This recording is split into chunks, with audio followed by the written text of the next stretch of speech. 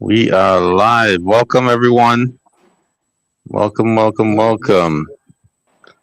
Welcome to the Great Debate, episode 2. We have Mr. Sean Ware to my right, left for some people. I have no sound effects right now working from my phone. We have Mr. Jesse Lopez down here below me.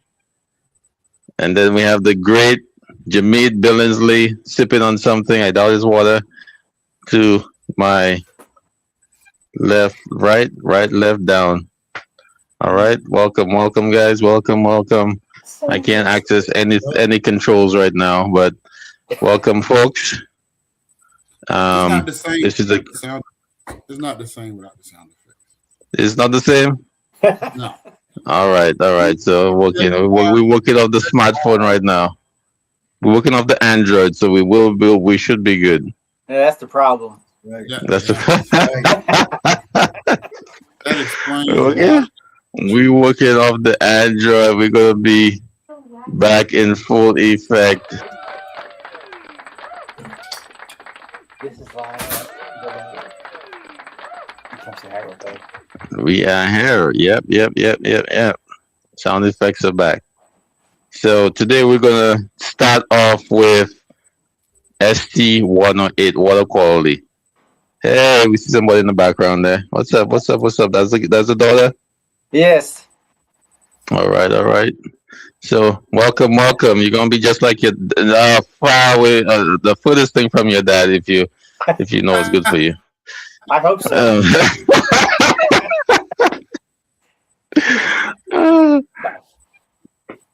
So water quality. Who wants to kick it off? While I troubleshoot some technical difficulties here. Oh, Sean just left stage. Let's get it. I mean, we can talk a lot about water quality, and a couple of things to add would be Amy sterilization standards is coming up next week, right? So if you are not involved in the Amy standards, this is a great opportunity to kind of get involved. And one of the things that the water quality group is doing is writing kind of a user's guide with some tips and tricks. I think both Jesse and I are on that group. Right? Aren't you? Are you? Don't you sit in there when your group is not meeting, Jesse? Jesse, how are you? Yep. So What's up? no, I was just saying the water group is writing a guide for water. But I could get really nerdy and technical about water, but the biggest overarching thing is that if you expect facilities to know enough about the water we need at SPD to provide that level of water, then that's your fault if it's not happening, because they don't know, right? Like all the water, they know a little bit about the lab special water, but our water and our steam is the specialist, the most different from the regular water of any department. And so how do we get to know them? Is it not by writing them up or getting them in trouble or thinking they're done? Because they could pull out 47 of their documents that we don't know anything about that has to do with our department. It's really about, and this is the key part, every facility has a water management committee. It's required by CMS. So every facility is not, sometimes we ask them about the water management and they go, I don't think we even have one. You do, or you would lose your accreditation. But the problem is sometimes it's just three guys from facilities like, Jesse, the water okay? Sean, water, all right, good, let's go. So we have to jump on that water management along with IP, and every hospital has one. And if we're not on it, you can't just send them a copy of ST108 and be like, yeah, do this. They're going to have questions. They need some help about what are you exactly needing. And so really, I would say part of being in compliance water-wise is being a better customer, right? And so that means we need to help our facilities group help us get to that water that we need. Look at the steam that we have. You don't need facilities to ask your washer and sterilizer manufacturer to come out and give you a complete water test. The other part of it is vendor management for those whoever is providing your critical water, right? So just because you have critical water doesn't mean you have compliant water, right? And just like we don't use the sterilizer without biological, they are the equivalent of biological and chemical indicators and those things we use to prove that our process is working on the water side. But if you don't ask for it, no company is saying, hey, Sean, I know you didn't ask for it, but we're going to come out every quarter and give you a full water test. They ain't going to do it. Hey, Sean, this meter that we have, I know we don't have anything up. We're going to tape up a guide to read this meter so you can check the conductivity in real time. They're not going to do it. So a lot of it is being a better customer because whether it's the facilities team, they need our help and guidance about what's missing from our water, because giving them ST108 to read is not helpful. But for the vendor management, we have to provide that oversight over those vendors that provide the water that we use. And if we don't, they're not going to provide the information that you need to prove that your process is working. So I know I got a little serious, but I knew it. No, I like it, and I think you also have to involve your on-site repair. If you have a in-house repair company like Biotronics, get them involved too, because they can also facilitate some of those actions to facilities and the why behind it, depending on how knowledgeable they are. So, yeah, good points.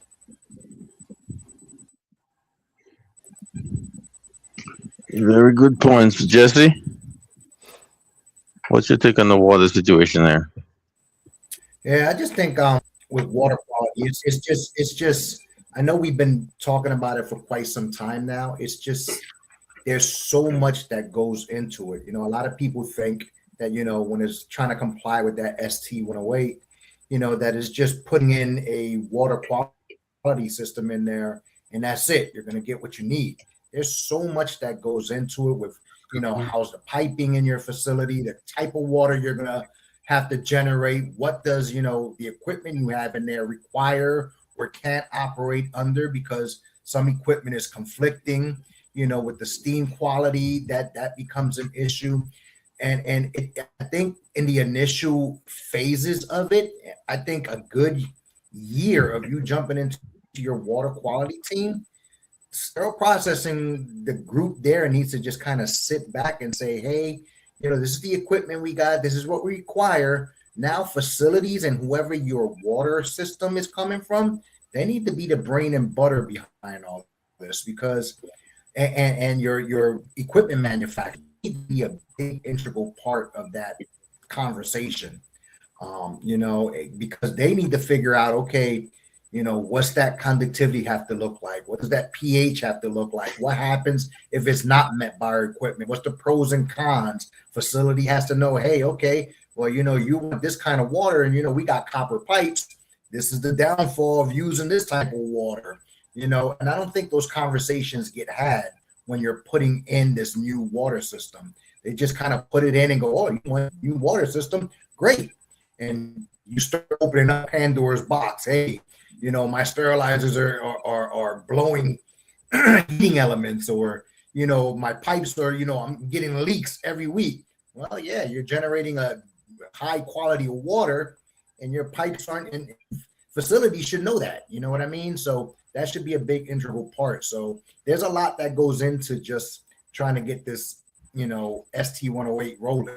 I think it's overwhelming to, the people, I wouldn't say from the bottom, but from a sterile processing point is we're just saying, hey, we need some critical water, whether RO, DI, what do we want? And this is what we need to operate.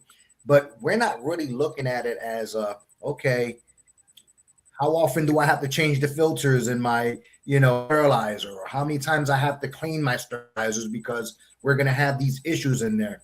That all ties in when you start using critical water.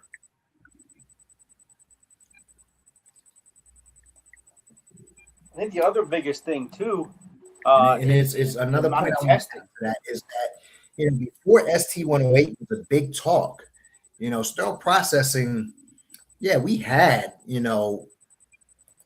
some sort of water quality system, but it wasn't so intricate or really focused on as much. And even though facilities have it now, I kind of see the same problems when we didn't have that water system in there. So it's like, again, this is why I say facilities and your water quality team that's inputting that system in there, they really need to be like dialing it in, pinpointing it, because if not, you're just going to have the same problems before. And you're like, wait, we just spent all this money for this high quality water and I'm still getting same results.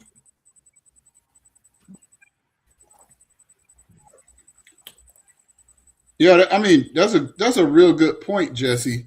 That there is a situation in which several situations that you have a critical water system hooked up, but you're still not getting water that meets the ST108 definition of critical water, because like any other system, it has to have the filters change, it has to have the salt, like there's things that go along with it. And one of the funny things, since this is our goal is to have casual and real conversations, is this: changing the salt. Who's going to change the salt, right? And I got a critical water. I got a critical water system, and the location was about 52 miles from my house. So when I was there, I was there, and when I was home, I didn't want to go back up there unless I had to go back up there, right? And 52 miles in Atlanta is not like 52 miles in Montana, right? 52 miles in Atlanta might be 2 hours with the traffic. So anyway, we didn't designate who was going to change the salt because we didn't ask enough questions. We weren't a tough enough customer. So when the salt started changing, of course, I was like, I'll do it. So it was a couple of guys on days, and between like the three of us, we did all the rock salt changes. But then when you start getting later in the shift, this was probably one of the most female dominated departments that I've ever worked in our field, which is female dominated and in a good way. But weekend, there's nobody on the weekend who can lift up the 50-pound bag of salt. So I had to drive in. And luckily, I don't have any dramatic story like I had to leave my daughter's birthday, but I did have somewhere to go. I had to drive all the way out there just so I can lift up the 50-pound bag of salt and pour it in there. And so what I realized is that we needed to revisit that thing, like you said, Jesse. At the install is not the end of the thing, and it doesn't magically run. But those are one of those things. Who's installing? And facilities point was we had to get in a bunny suit just to come back there and install it. And then we ended up, it was like a pallet of 50-pound salt pellets in the back hallway. There's a lot of things we would, but you live and learn. But the installation part is just the start of the journey of, all right, here, who's going to do what? How do we determine that?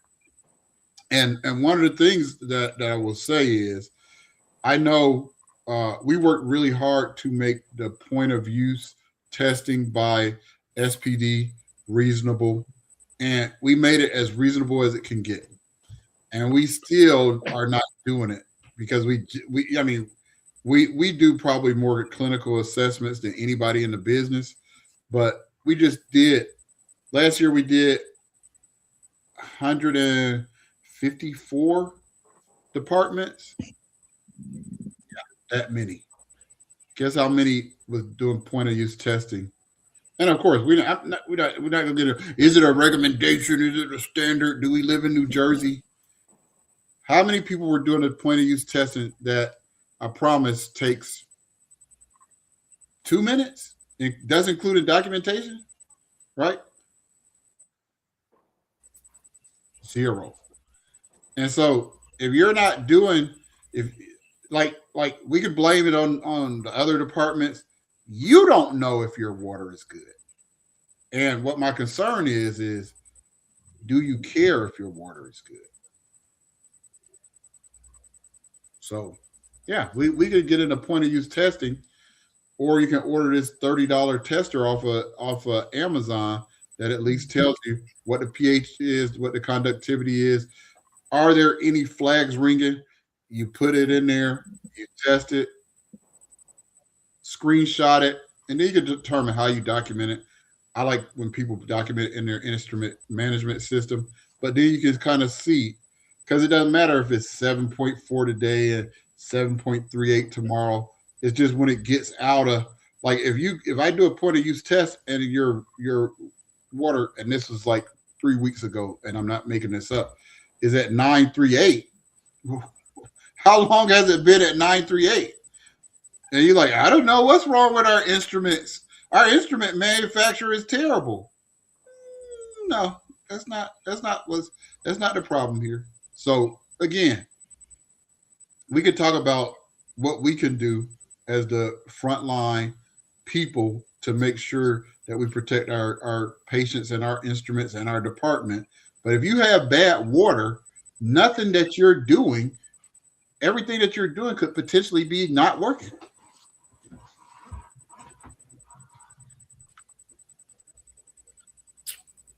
So I jump down off my soap. Days of just having a filter on a line in your waters is over. The days of having just a filter in your water, it's not like you can, like at home, you put a Bria water filter and you're good to go. That's not, those days are over. Inline filters in your sterilizers or in your washers, those are supplements to your water quality now. So it's a lot. So, and again, it varies from area to area, state to state, facility to facility. You can have a facility right across the street from one another, and it's different.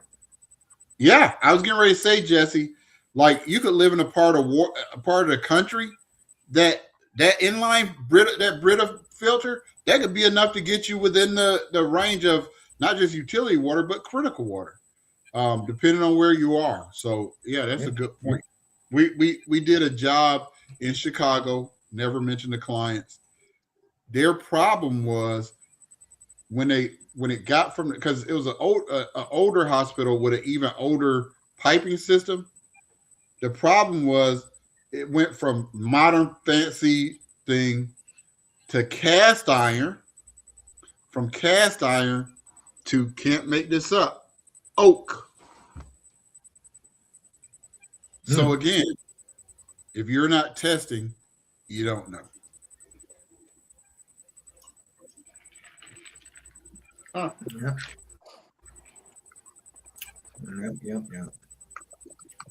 Get Denard, MIA, yo. What's going on, yo? How's the host? I'm here. He's trying to get ready. I'm here. I'm trying to look good here. Just give me a couple minutes. Yeah. So let's go into one of the hot topics. Earbuds or no earbuds?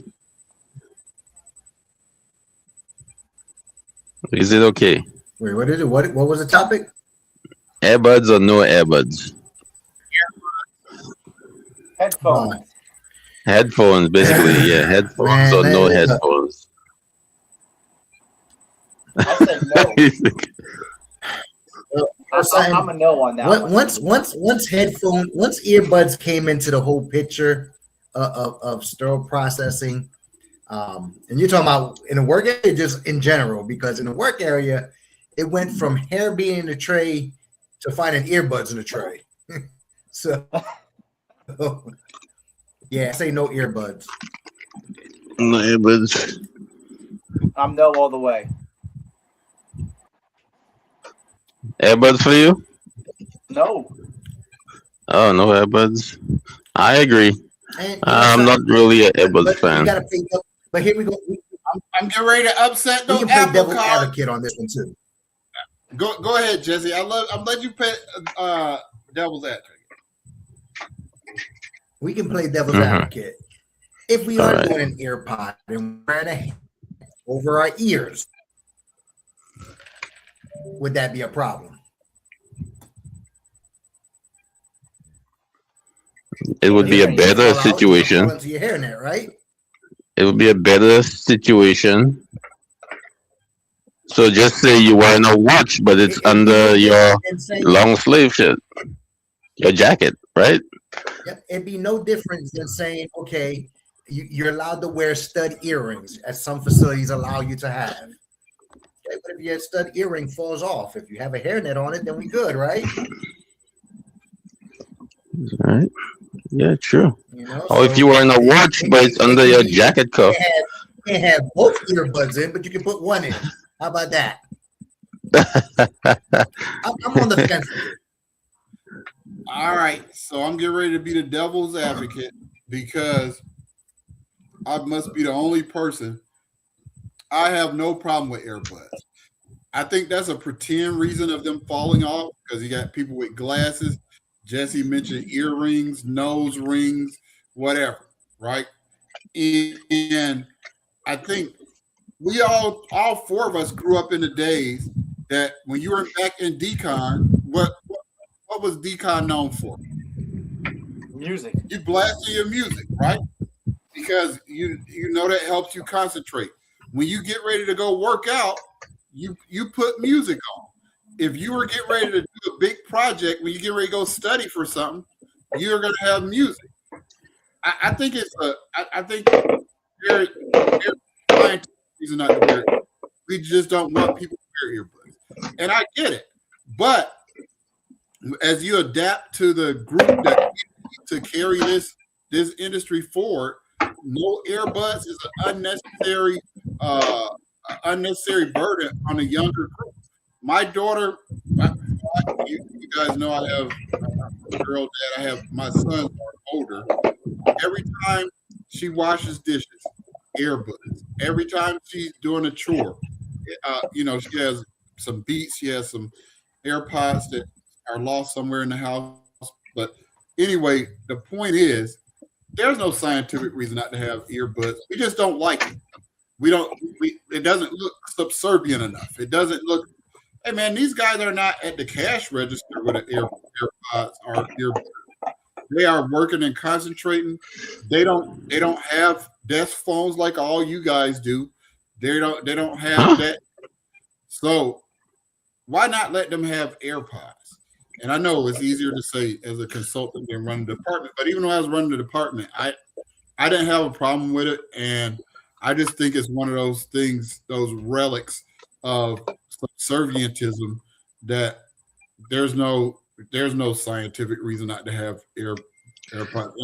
I don't think there needs to be a scientific reason. It's if you're focused on a specific task, you should be focused on that task.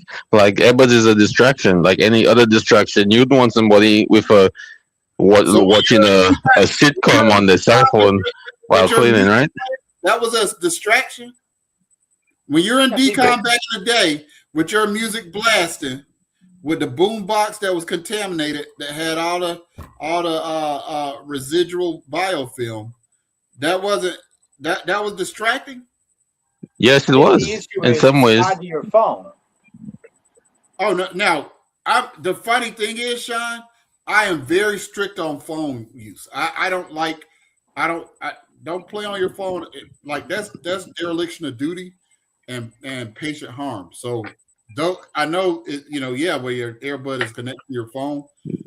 Don't listen. One of the first things I go to HR is let's talk about this phone usage policy because I don't want anybody to get a bad trade because we're playing on phones. But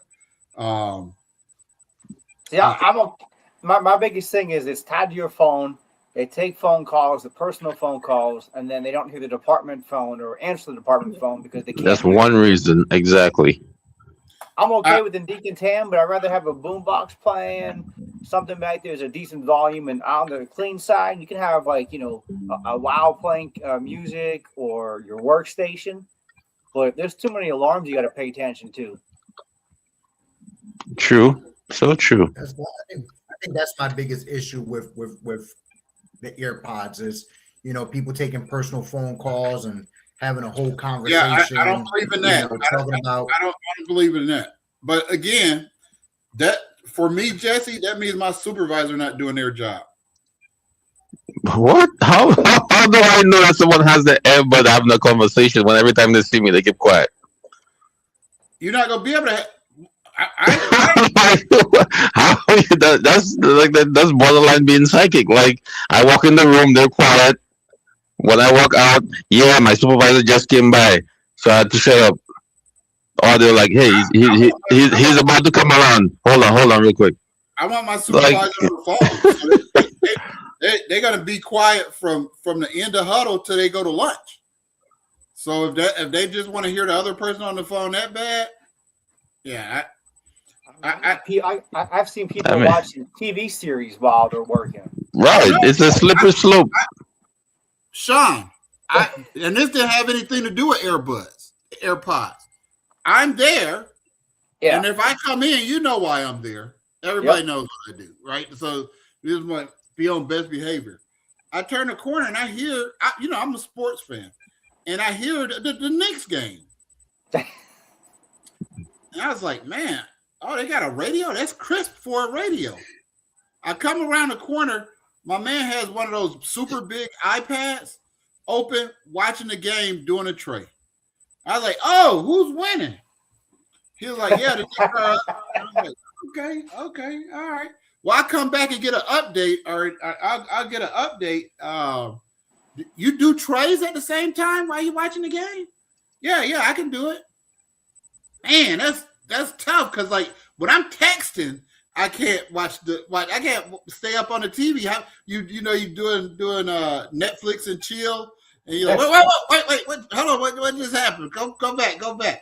But you can do trades. You're like, yeah, I've been doing it like this for years.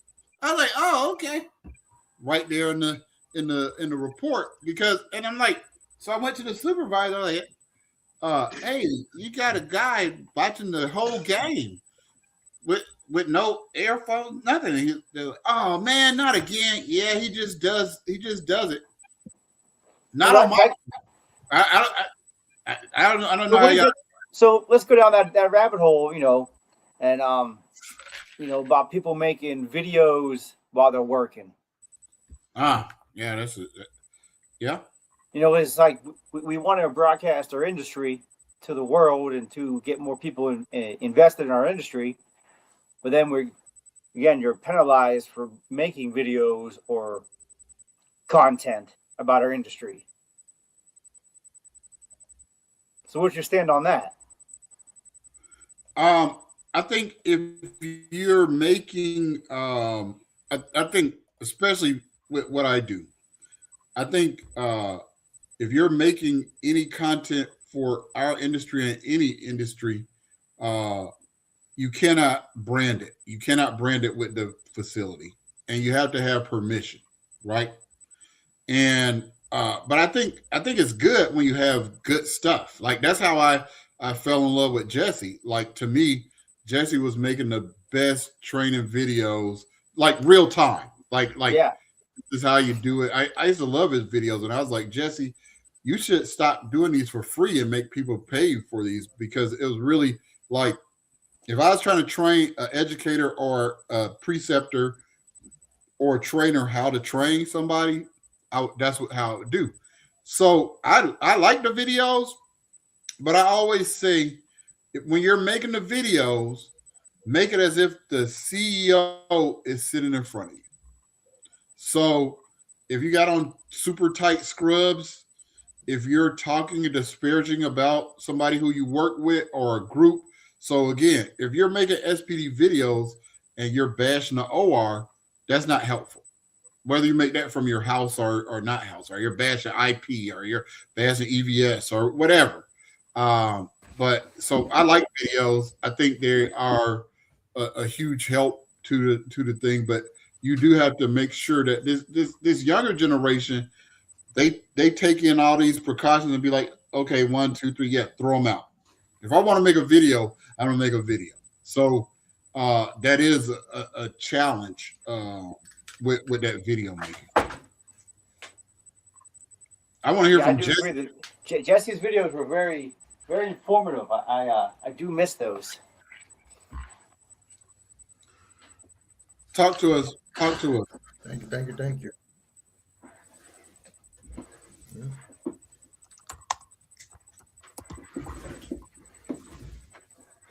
Jesse, tell us what you think about making videos, and why don't you make your videos like you used to make them? Wait, repeat that. What'd you say? I said, what do you think about people making video content inside their departments, and why don't you make yours anymore? Well, I mean, it's something. I think it's as you said. If you're making that content for true education and for true exposure to sterile processing, to put it out there, because not a lot of people know about this. I think it does more positive than negative, especially when it comes to the facility. If you're showing a good work environment and you're showing good practices and you're showing a good teamwork effort, people look at them and go, wow, I like to work at your facilities. Because I put videos out. When I put my videos out there, I get a lot of feedback saying, hey, I wish I worked at your facility because we don't do it like this and blah, blah, blah. But if you're doing it during a time where you're supposed to be productive, because there's always times where you can say, something, I can set my little camera up here and knock this tray out, show it up, and then I'll edit it later on. But if you're sitting there in between trays trying to edit, I need to post this right now, that's going to be a problem on the floor. That's a whole different ball game. With technology today, like I just went out and bought the new Meta glasses because I was like, I want to do hands-free videos when I'm doing stuff, walking down the hallway and getting ready to get dressed and grab an instrument. I can make a quick video content out of that. So I have no problems with videos being done in the facility, as long as you're not bashing the facility or making it seem like, oh, this is the worst here and trying to expose them or doing it for clout. So, yeah.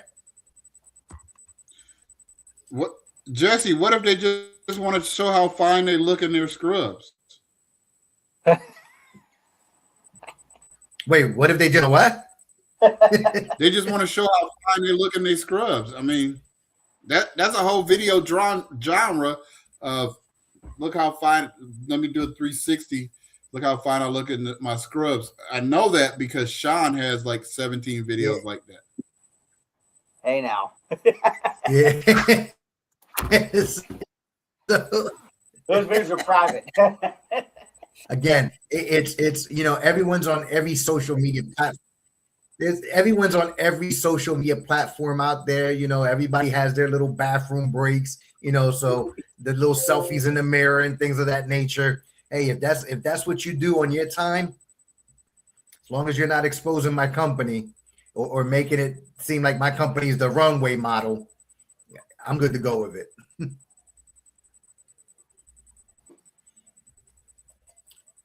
Makes sense. I like it. But no.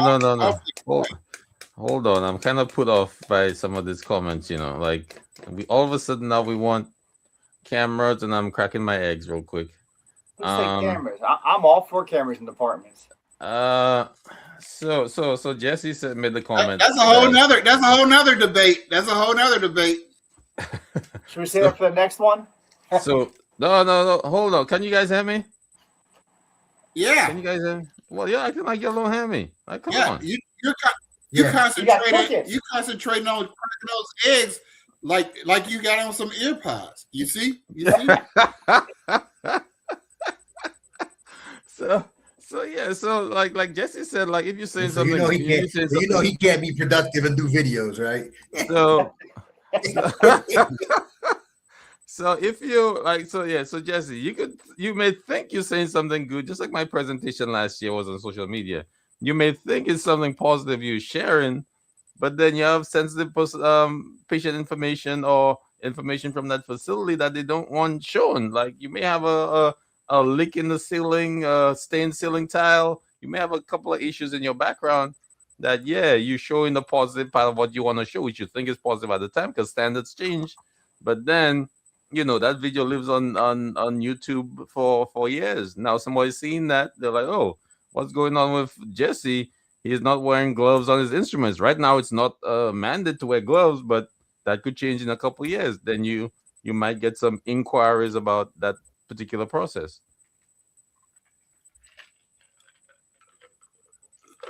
You feel me? One thing I learned while making content, even if you make the best content, it's bad to someone. Okay, the standards aren't reasonable to every facility. I mean, I just posted a video up on LinkedIn about a facility putting up their practice that, in my eyes, was horrible, but they thought it was great enough to put it up there. So there's always going to be an individual or a group of individuals that's going to see a practice or whatever done. But just like my videos show, I show the real what happens. I don't try to sugarcoat what goes on in sterile processing, because a lot of what's going on in sterile processing, just as we just talked about in water quality, is not the right thing. So I try to guide you to the right thing. So yeah, people say, "Hey, Jesse, Corey Ofsted called me out on a video," and I was like, "Yeah, you're right. I wasn't decon without my PPEs, and I was making content while there was no work going on in there." But again, to many, it doesn't matter, and not understand that. And that's all perfect and fine. You're gonna get that backlash, but the education portion of it, you're still gonna get that part of it. And hopefully the mass majority sees the benefit rather than the negative of it. If there is a leak in my facility, in my a water tile, that should be something that we should point out. That's going to happen. What happens when you get to them points? You can make a whole education because not everything is going to be 100% when you go in sterile process. You got to show the ugly as well, and that I'm a true believer of that. The thing that gets me is when people get on their high horse. Oh, you don't have this on. Oh, you don't have that on. You don't like. Come on, like everyone's been in decon without PPE on before. If you haven't been in decon, you're not a sterile processing tech at all. Everyone has been in decon without their PPE on. Everyone knows how to navigate the ins and outs of sterile processing without being 100% protected or without doing everything 100% to the standards. Like you can get away with some things. We're not promoting that, but to say, oh, this is wrong, that's wrong, and nitpick persons that are trying to put out good content, I think that's hypocritical. I mean, I agree. I've said it 100 times. The laws are there. I wouldn't say it's hypocritical. I would say it's an opportunity for learning. And it's a good point in general when we talk about, because, it's funny, Corey called Jesse out, but she was sitting on that study that hadn't aired yet of the 7 feet, right? Remember that? So before we saw that 7 feet, we were like, I'm way more than 36 inches. Man, I've got plenty of space. So yeah, I mean, it's good. I don't think it's anything negative. I do think that when you think about it, my warning, I think there's two different things when we're talking about I'm trying to create educational content. I don't mind trying to create funny content. I think typically the content that makes me cringe is a little bit of the self-promoting, because that's where you get those unintended bad side effects. So, like I show how handsome I am, how fine I am, how fast I can do trays, right? And I'm like, hey man, we got the number 1 and number 2 rappers in the industry on this thing, but you see them showing their videos. So I think intent sometimes drives response, right? Like sometimes people get fed up with people making content that they're consuming. Like I watch all of Jesse's videos, and I remember when Jesse first was stabbing out his reputation, and he was pissing the industry off. And they were like, "What do you think about Jesse?" And I was like, "Oh, I love Jesse." And they're like, "No, no, I want you to say something bad about Jesse." That's where kind of their reaction. They was like, that's stirring the pot. He just says anything. I said, well, actually, he literally says he's stirring the pot, and he goes and stirs the pot. Like, there's a bunch of questions that we don't ask because we make assumptions about the answer, or we don't want to get in that rabbit hole. But that rabbit hole may be the next site of innovation. So, I think there's the people who haven't gotten their 15 minutes of fame get extremely mad at the people who are in their 15 minutes of fame. Not necessarily. I think people want to nitpick. Oh, Sean, you going? No, I was just saying, that's well said. I mean, I agree. I do think that, the content is needed for us to grow, but, the content that's negative is what always irks me a little bit, because, we need to stay out of the negative to the public and bring more positive. What's negative to you, Sean? What's negative? I want to clarify the negative versus positive. Incorrect processes, incorrect things that we do that might be against, the AMI standards, or anything really. I don't think that's negative. I think everybody has like there are certain places in the country that do things every day, have inspections every year, and I wouldn't be caught dead doing them, right? And someone will put that on video that they're doing it, but there's no one telling them don't do it. So it's not necessarily negative. Sometimes it's just what they think they know. No, yeah. Well, I'm in my head. When it comes to this industry, I think that the more this is, again, we're so pretty much unknown, and we're trying to get known. I tell my students all the time, it's like, hey, the first question I ask them is like, hey, you're trying to get into sterile processing. What did you learn about sterile processing from? I'm like, I seen a couple of YouTube videos and blah, blah, blah. It depends on which YouTube videos you've seen, because sterile processing is nothing like that beautiful econ that you see that's nice and organized, and like the commercial that they show with the sinks being all nice and everything working lovely, and the clanking instruments. Look, it's nothing like that. I want you to see econ or sterile processing from the second shift perspective, when all hell breaks loose. If you can tell me about sterile processing, then that's I know you know something about us, because it's not always great. And again, a lot of my students go to a lot of our sister facilities, and I tell them, look, you come into the main hub, they're all like automated.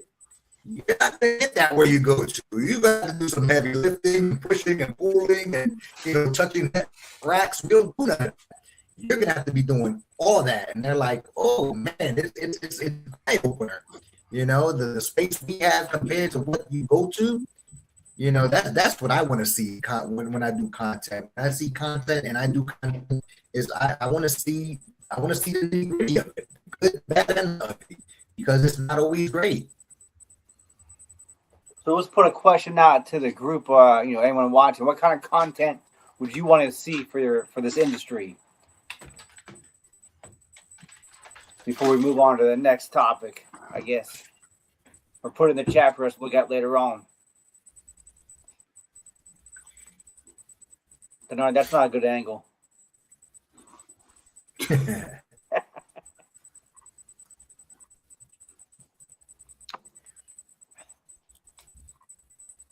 Do you have one of those filters on, Bernard? I turned mine off, so. Do you have a filter on? He has no audio now. I know, I'm just. You got crickets? I hear it. I'm back. You finished eating? I mean, I'm we back. sorry I to just- disrupt your eating with this podcast. I'm done. I'm back now. I'm back. So let's get in some of the comments. We have Angela Russell here. Hey, airing all that dirty laundry. Angela is from LinkedIn. Shout out to Angela. Thanks for tuning in. We have, I don't want to talk about the Sean Ware guy here. Jameed's on here. Angela is supporting big time. Angela also left a comment for us. Also, if I'm looking for turnovers or have an emergency situation and I have to walk completely over to the staff member and tap them on the shoulder to get their attention. So I agree. That was during the airport portion of things. I agree totally, Angela. Appreciate your support. So we move to content, right?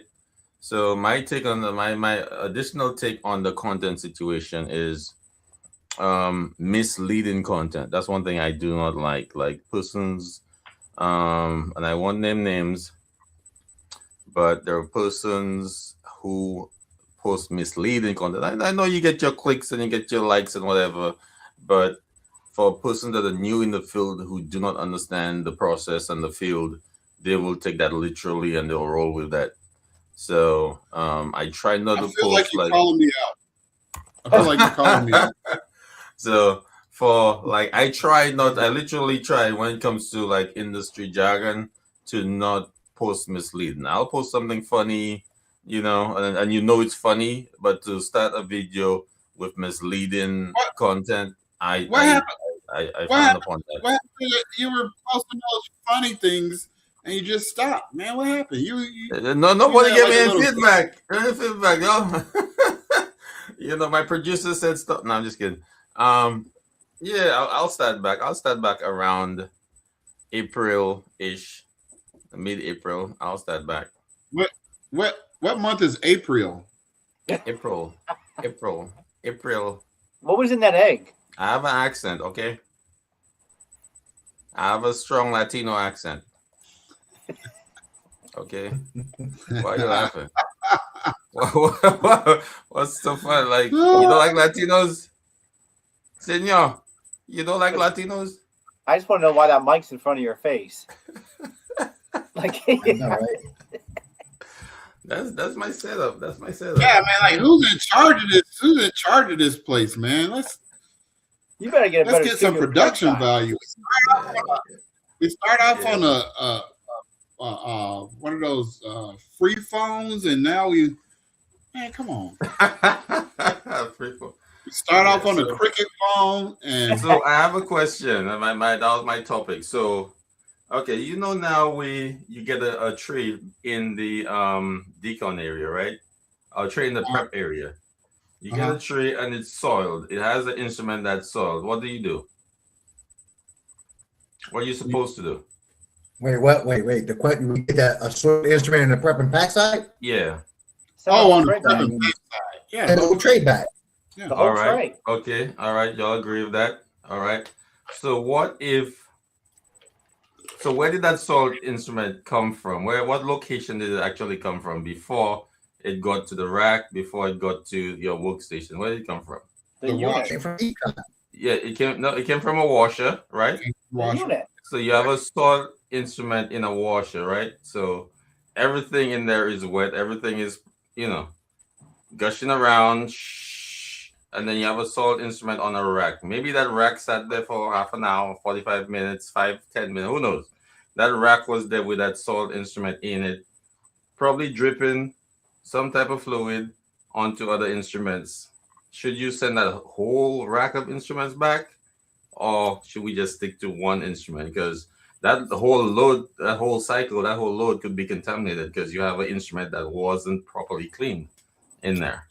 So a lot of there are some facilities that do practice that. If you know what washer and what load that came from, if your washers have the capability to print and show parameters.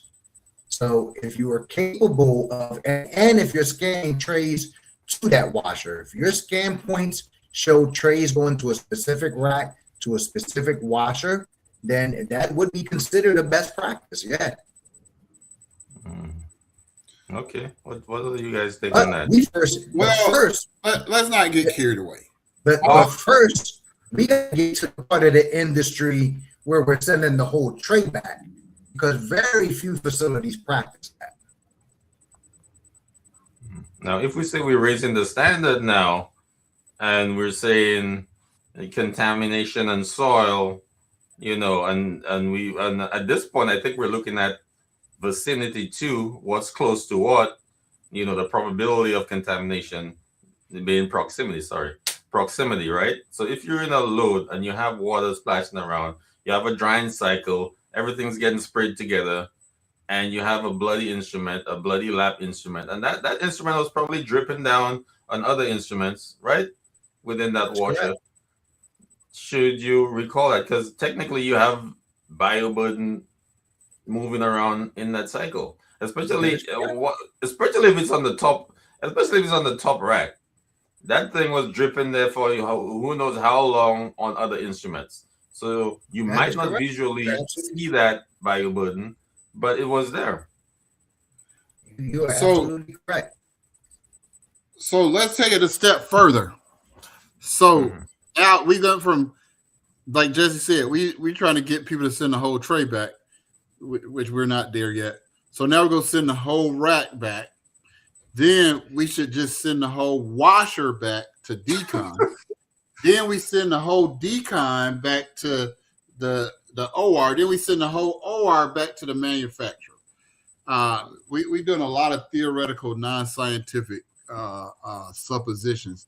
There's a whole bunch of theoretical, non-scientific things that people just write papers on, and all of a sudden we take it and we grab it and they say, this person is so smart, let's take their opinion and publish it. And then it gets published 2 or 3 times and people just start running with it, then ends up in Amy, and all of a sudden now we got to do it. Yeah, I think sending the whole rack back is a stretch, right? Why is it a stretch? Because, I mean, we could do an experiment with some Jell-O and see if we get any from one tray through that torturous path into another tray. The source of contamination is not from the other tray.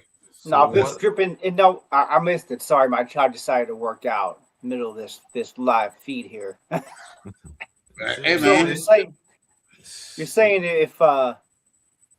if it drips down on other trays, would you do the whole rack? I would just do what's below it. But you don't know. You don't remember what level, what shelf it was in. You have a set of dirty lap instruments came from a washer. You grab the basket, you're doing your laps. Oh, nobody took it apart, or somebody took it apart, didn't flush it. All of a sudden, stuff is in there. You're like, dang, everything's still wet. I know that dripped on some of the things, but I'm not sure what. Should you recall the whole load or just that instrument? Because I have seen that before. And we're looking at proximity too, right? Should we just take out the one instrument? Because you're saying don't take out push the whole rack back. But if that instrument was in let's say a small basket on the side, we could just take that instrument and send decon, right? And all the others are good, right? I'm saying send the whole tray back. I talked to Jesse. I'm not Jesse. I'm Jamil on that one. Oh. But you also have more than one person back. No, we just start. We send. Sorry, guys. But the unknown. The whole thing is the unknown. We don't know. We don't know. We could have an instrument laid in the bottom of a tray with something in the jaw in the box locks, right? We send the whole tray back, but when that instrument was in there, it wasn't opened. The bioburden was in the box lock, right? Everything got dried. Nothing got spread everywhere. Once you open that instrument, oh, the box locks are dirty. They never opened it up. So should you send that whole tray back, or that one instrument where that bioburden was in that box lock?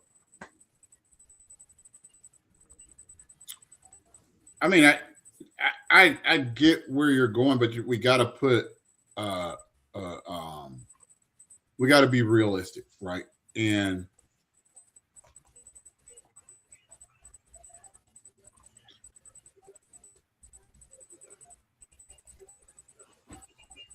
Take your time. Take your time. oh no, no, I'm saying I get where you're going in theory. I just don't think that that tray juice is dripping from to other trays. I think that's an imagined thing. But you can test out on Monday by putting some Jello water. That I don't know that that's a real thing, but I do think it points out the importance of receiving. To me, that's one of my things that I think we do a poor job at because nobody told us to do it. Nobody put in the manual we should do it. We do a poor job of decon receiving, and we do an even poor job of clean side receiving. Like when you talked about a tray coming out and sitting on the cart for 5 or 10 or 30 or an hour or 2 days, that's a problem that Jesse really pointed out. Jesse was the first one to say this, that all right, when the trays come out, they are not still, right? So that means the microorganisms are not at zero. So every 19.8 minutes through binary fission, we're doubling the size. So we never put somebody on receiving. And depending on the size of the department, people are like, I ain't going over there. I ain't going over there. And so you could miss that chance to catch it. Because I want somebody to be doing the receiving. So they're like, oh, this is that turnover tray we were waiting for. Or nope, I'm sending this whole tray, or maybe I am sending this whole rack back. You didn't unlock any of the stuff on here. But to try to go back and retroactively think that it's there, I think we're missing the root cause. The root cause is our receiving process on the clean side. So, Jimmy, what about on the clean side? If a tray sits for longer than 2 days unassembled or longer. Jesse, no, it's not about dripping. It's more about when would you have that tray rewashed?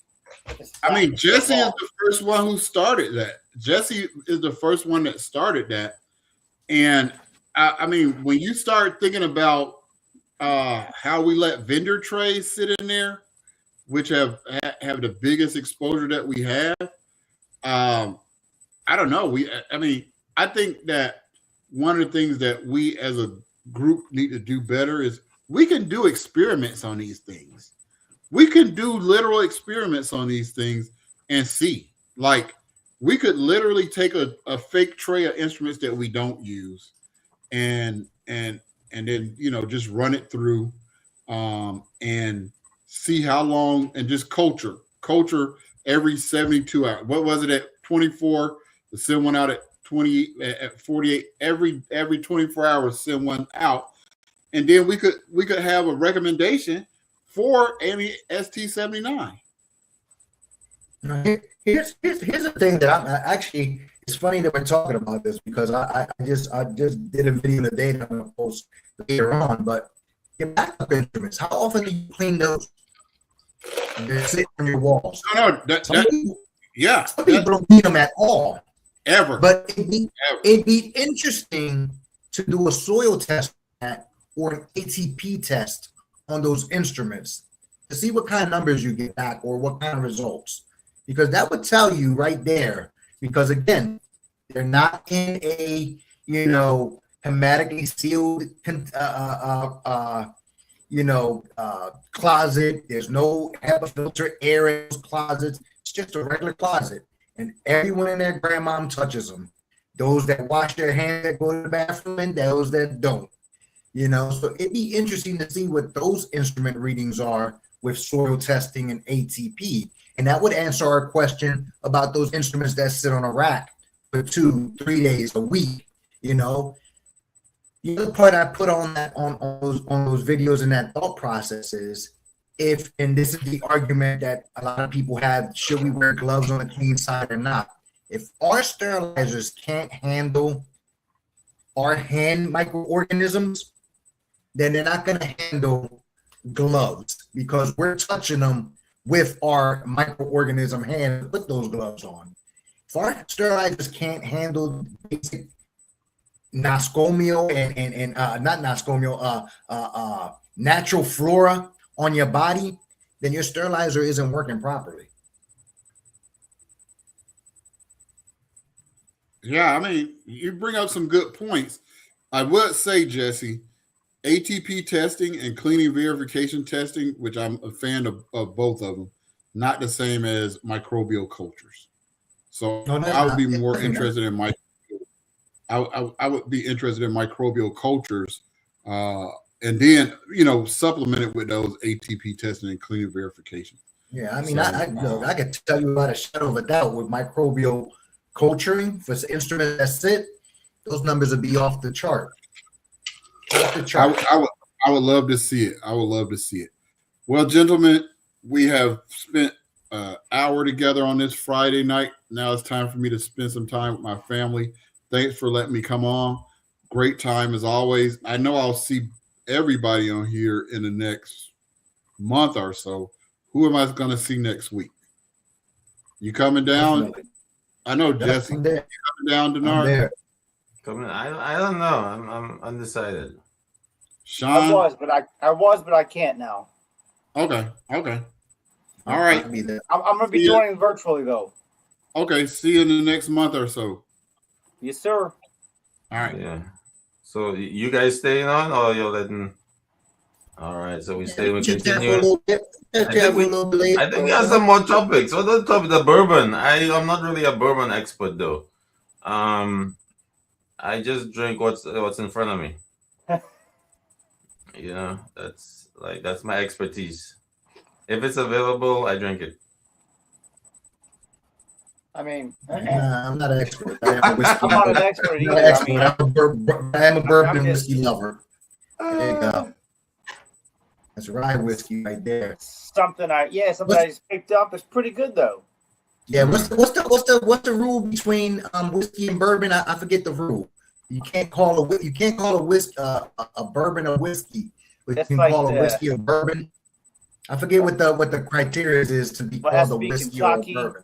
Kentucky, and like 70%. I'm gonna screw it all up, so I'm not gonna say it because then I'll get bashed.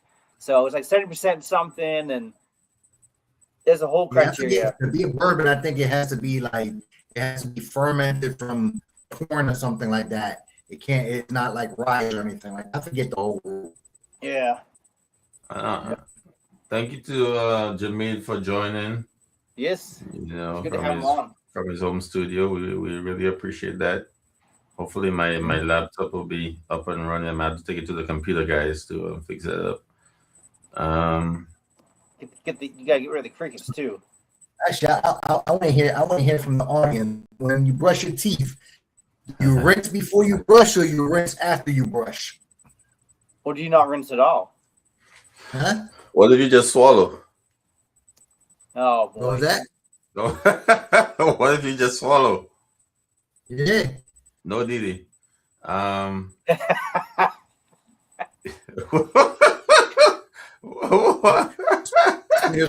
Spinners are quitters. Just remember, these topics are just our own personal fun and nothing about our jobs. Yes. Yeah, right? We're just independent contractors here. We're not reflecting any of our opinions here, and not pertaining to any of our employers. They're strictly our opinions, our beliefs. Jesse, I want to know more about you and loaners with implants. Should they be washed after they're restocked, or are they good? Well, something. That's a good topic actually, because I just went to one of our sister facilities, and this is the first facility I ever seen that any loaner that comes with implants, they clean the implants completely separate from the loaners and a completely different, even the same load.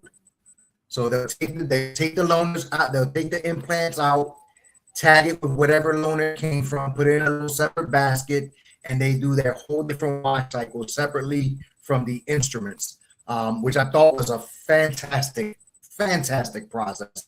And was it Because a lube? again, Was it like lube free? what was that? Was it lube free What do you mean? during the wash cycle? Did they use just like a lube free wash? A Did they have lube it free cycle, yeah. So they ran it with enzymatic detergent with no lubrication, an extended cycle for orthopedics with no lubricant. But then their instrumentation was an orthopedic cycle with lubrication added to it, which I was like, that's actually really, really good idea. Yeah, so I've done that at one of my hospitals I used to work at. We bought small baskets, big baskets with very small holes in the basket, so even the small screws for like crannies, they wouldn't fall out of it, so they could send it through the wash, and the screws would stay intact. So that way you don't have to wash the tray twice. But I also been to some facilities where they washed the tray, took it out of the department, restocked it, rewashed it. Right. And I've also been and seen locations that wash the tray, restock, and then they expect it to be wrapped and sterilized. The fourth guy left. He had to go spend some time with his family. And that's actually a good question too. So if you're restocking implants, stocking it with sterile implants, you think it still should go back to decon to get rewashed? Why are they stocking sterile implants when they could take it to the room? Exactly. Why? If they're still already, why are they opening it? No, so a lot of times when you see vendors restock their implants, they'll either do it in the decon area or they'll do it over in the prep and pack area. Mm-hmm. If they're using non-sterile instruments, then we have to send it back to get recleaned. Mm-hmm. What if they're restocking in the prep and pack area with sterile implants? Why would they waste the reason why you buy sterile implants, which are more expensive than the regular implants, is to use it, to have the option to use it during the case or not use it during the case. But if the vendor's doing it, that's on them, not on us. Yeah, but once you open that package, you lose that option. I don't think I've ever seen a hospital use open sterile implants to restock the tray. Yeah, because you have to, once you open that packet, that's considered a use. So you can't it's sterilized one time. Difference. But some it's sterile. So some a use, depending on the definition, is either it touches the patient or it's soiled with blood. A use is not opening it. So it's not considered use. I love that you hit that point though, Jesse, not to change the topic, but you said if they get soiled. So if an implant gets soiled, whether the surge tech touches it or the fellow resident, whoever touches it with the dirty glove, they come down to you bloody. A bloody screw comes down. What do you do with that screw? That's discarded. If they're IFU specifically, I just went through it with a company and they were like, no, that's not, it's right in your IFU. If there is blood on there, that is considered discarded. That implant should be discarded.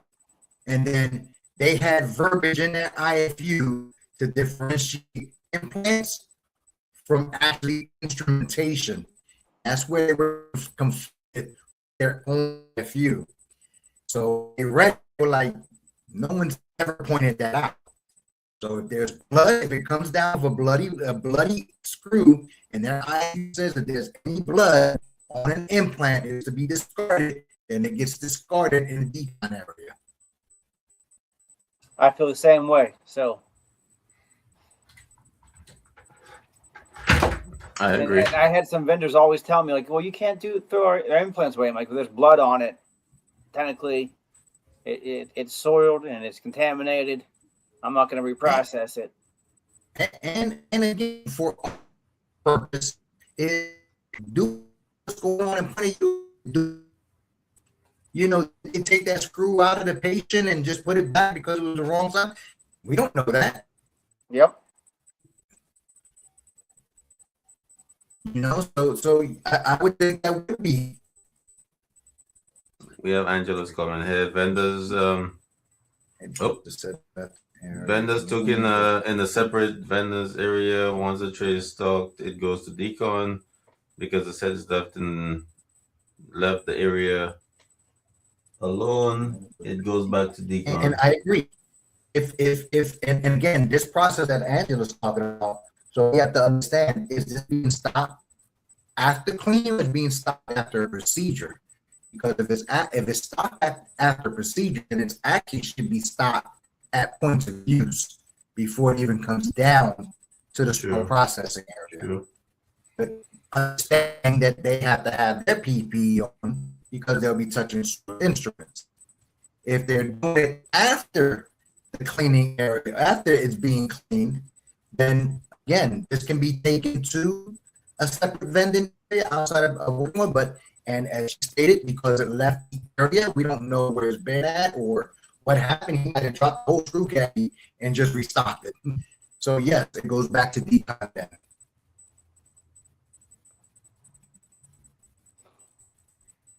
I always like when vendors opened up expired pieces and said, "Well, can you just sterilize this and then it'll be good again?"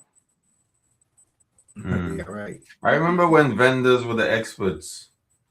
Everything the vendor said was gold. Was the vendor is gonna come and do this and that, and the vendor is gonna do this, and everybody's like, "Okay, we just sterilize it. What parameters? Yeah, just do it regular." Everybody just go along. And then I think there's a shift now where a person's like, "Nah, I'm not doing that. You're not an expert. You have a job just like me."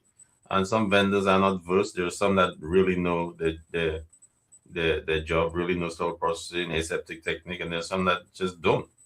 I've been to places where I've seen vendors looking for the tray, and the cart doesn't have space, so they start putting the wrapped items on the floor, trying to get to the one at the bottom. So then they put it back on the cart. I'm like, so those guys, some of them just have a job and they don't understand the intricacies of that position. I think that's the investment. I'm not talking about the younger crowd of vendors now, but I see it. I've worked with the same vendor for 16 years now, and you can tell their knowledge base and their investment versus someone they're training and they just want to make that quick buck with the vendor or that surgeon, and they're not doing the time and due diligence to learn all the steps, all the processes, and make an impact like a person 10, 20 years into the industry. Mm-hmm. And they may know that procedure. They do total knees and they know it inside out. They know how to put the clamps on, where to drill the hole. They know that, but they know nothing about sterility maintenance.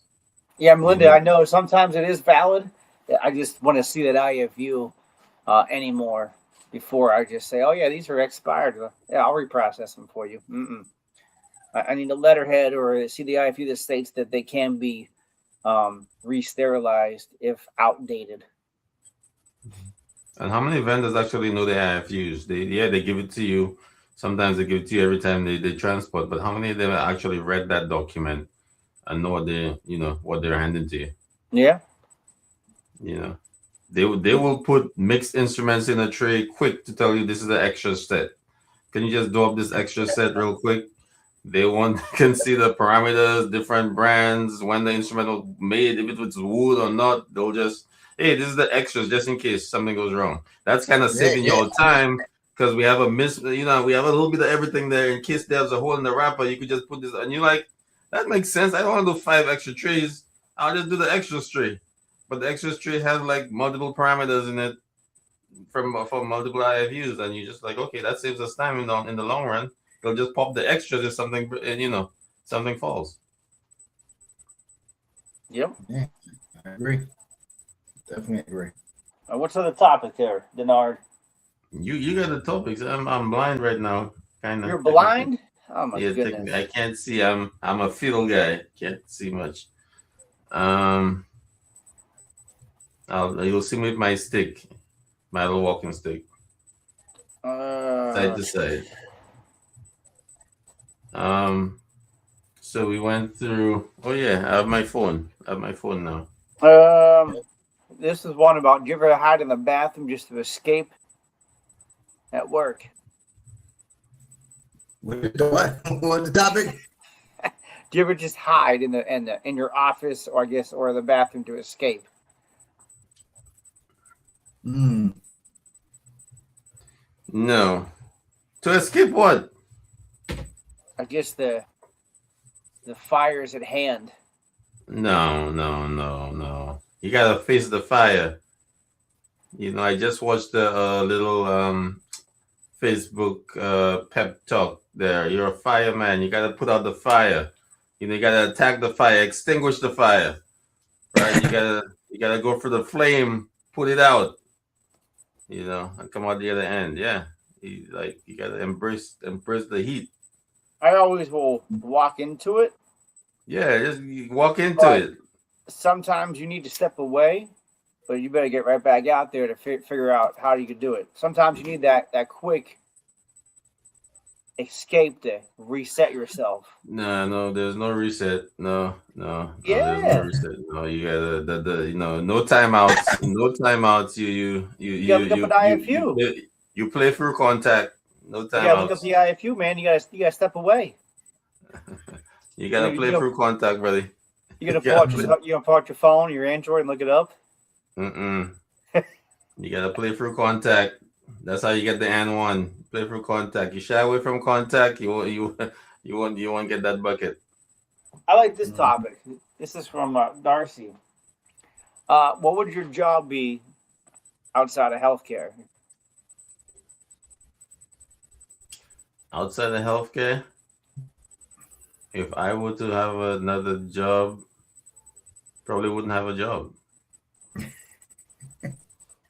Outside of high healthcare, school.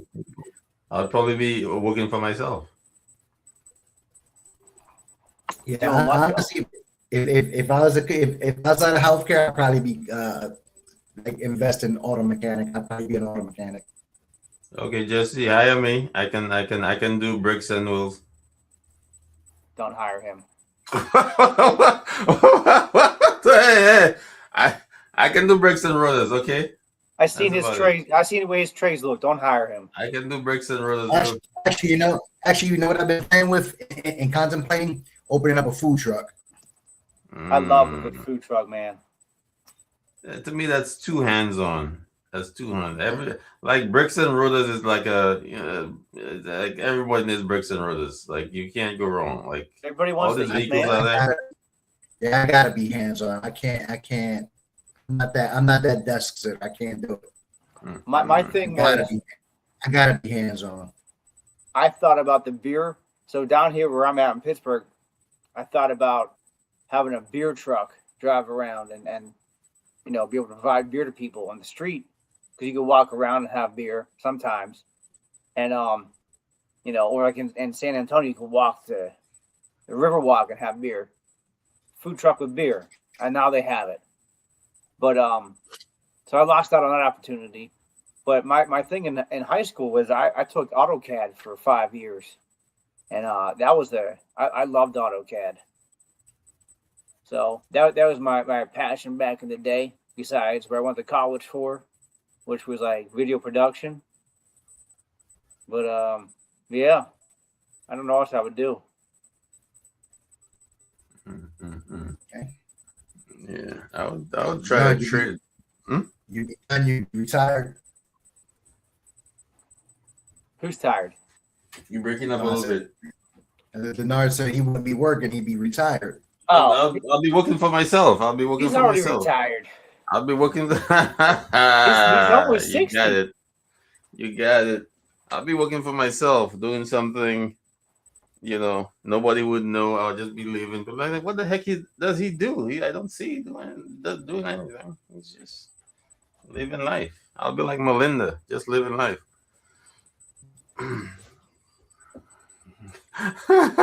Beer to beer. I like that. That's a good name. All right, guys, it was fun. I'm Yeah, right now myself. yeah. We'll Do this wrap it again. up.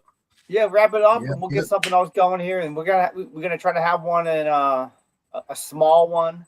You know, I mean, HSPA is always busy. No, we'll do it. We'll do something in Baltimore. How you guys feel about the election? I'm trying to get some of these candidates on our next show. Hopefully, or a show in between that, because I think voting will be done soon. So if you candidates out there, if you want to come on the show, it's an open invite. I'm not partial to anyone. Come shoot your shot. Let the public know what you're about and what you stand for, and hopefully you get in and you win. So Yeah, I mean, I like to do a show down in Baltimore, but we'll see how time goes. You know, it's always a little chaotic. Yeah. So it's gonna be 4 days versus the 5 days we usually get. So yeah, it's gonna be a quick hit we and can run. try, but we all know it won't happen. Yeah, it could happen. You know, we might get a slow night. We might get a slow night. Jess, you Might. coming down this time? Yeah, I'll be there. Yep, Yes, All right. I'll be there. yes, you better come down. Is your wife coming? What was that? Yeah, she's coming. Nice. Yep, she'll be there. Yeah, that's We're not one thing. gonna- That's crazy because crazy that she got to pay full price to go to this damn conference. She don't even work in the damn field. That's crazy. That's bull crap. All right, guys, have a good night. We'll continue this conversation on the other side. Yeah, need to fix that, dog. Bull crap, yo. All right, guys.